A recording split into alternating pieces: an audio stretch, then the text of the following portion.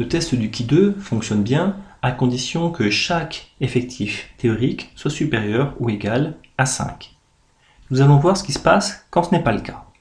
Revenons à notre problème précédent. Nous étudions la liaison entre le problème de souffle avant traitement et le problème de souffle après traitement.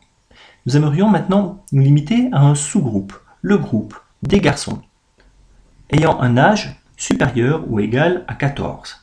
Alors pour ça, je me rends dans Data, Select Cases, je vais préciser le sexe égal à 1. Je clique ici pour ajouter une ligne et je vais rajouter l'âge doit être supérieur ou égal à 14. Et je valide. Voilà, donc j'ai beaucoup moins d'individus. On les voit apparaître ici sur fond vert. Bien. Je vais à nouveau effectuer mon test du qui 2. Donc je vais aller dans Analyse, Table, Two-Way. Je récupère souffle 1, souffle 2. Je coche Expected Counts. Je me place dans les mesures. Je décoche McNemar. Et je vais cocher à la place le qui 2 de personne. Et je vais voir ce que ça donne. Je valide. Voilà ce que j'obtiens. Alors j'ai un warning ici. J'ai un message qui me dit attention, il y a un problème.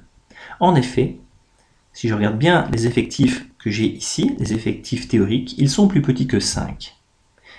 Alors, du coup, il va falloir que j'utilise un autre test. En fait, quand je regarde les effectifs théoriques ici, s'ils sont plus petits que 5, mais tous plus grands que 3, je peux utiliser ce qu'on appelle la correction de Yates. Si ce n'est pas le cas, c'est-à-dire ici, typiquement, je vais utiliser le test exact de Fisher. C'est donc ce que je vais faire maintenant. Je me rends sur Analyse, Table, Two-Way, et dans les mesures, ici, je vais cocher Fisher. Alors, même si je n'ai pas le droit de l'utiliser, je vais cocher Yates également, pour qu'on voit ce que ça donne, la correction de Yates. Voilà. Alors, la seule ligne qui est vraiment valide ici, c'est cette ligne-là, correspondant au test exact de Fisher. J'ai un p-value qui vaut 0,9%. Et donc, c'est significatif. Remarquez qu'on peut également effectuer la correction de Yates, même si ce n'est pas valide ici, puisque les effectifs théoriques sont plus petits que 3.